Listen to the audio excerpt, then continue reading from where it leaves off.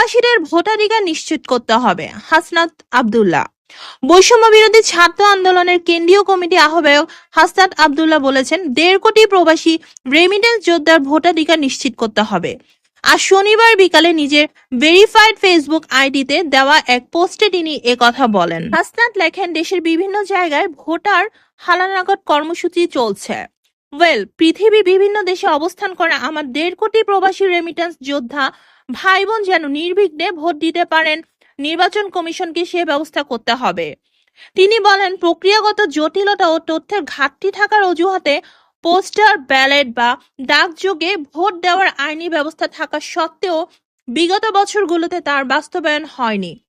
ফলে নাগরিকদের বিশাল একটি অংশ নির্বাচনে ভোটাধিকার থেকে বঞ্চিত হয়েছেন।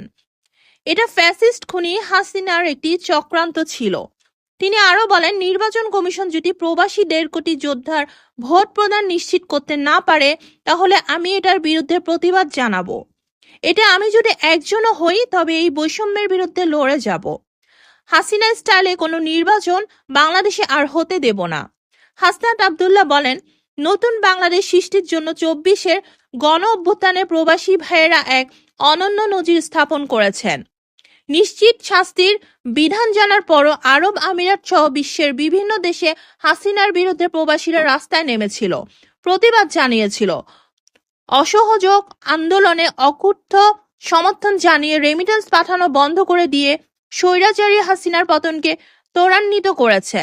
সুতরাং এই বিশাল একটা অংশকে বাদ দিয়ে কোনো নির্বাচন মানি না। তিনি বলেন, এক জৈনিক কর্মকর্তা বলেছেন, প্রবাসীদের অনেকের আইডি কার্ড নেই, তো কি হয়েছে?